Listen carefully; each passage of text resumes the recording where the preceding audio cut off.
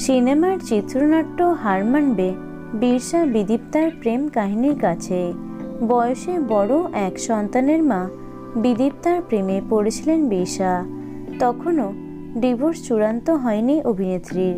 ভালোবেসে live in সম্পর্কে জড়ান তারা। 2010 সালের 30শে জানুয়ারি আইনি বিয়ে সেরেছিলেন বীরসা বিদীপ্তা। সেখানে উপস্থিত ছিলেন যিশু নীলাঞ্জনা, ঋতুপর্ণ ঘোষ, স্বস্তিকা মুখোপাধ্যায় প্রমুখরা। 5 বছরের মেয়ে মেঘলাকে সাক্ষী রেখেই নতুন জীবন শুরু করেছিলেন দুজনে। বীরসার সঙ্গে মায়ের বিয়েতে আপত্তি ছিল না বিদীপ্তার মেয়ের।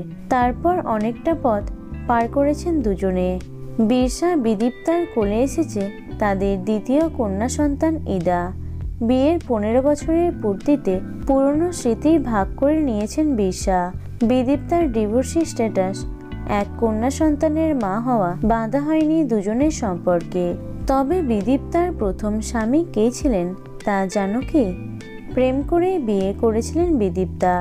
জানলে অবাক হবে, অভিনেত্রীর প্রথম স্বামীকে বেছেছিলেন তার বর্তমান শাশুড়ি চৈতালি দেবী। বিদীপ্তার প্রথম স্বামী ছিলেন লালু।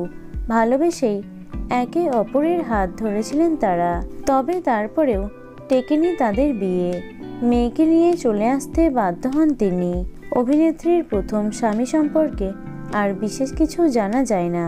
তারপর বেশ কয়েক বছর লিভ ইনে থাকার পর 2010 সালে বিয়েটা সারেন বীরসা বিদীপ্তা। 2 মেয়ে মেঘলা এবং ইদাকে নিয়ে সুখী গৃহকোণ দুজনের। তো বন্ধুরা, ভিডিওটি এটুকুই। টলি দুনিয়ার অন্যান্য খবর পেতে চ্যানেলটি সাবস্ক্রাইব করতে পারো। ধন্যবাদ।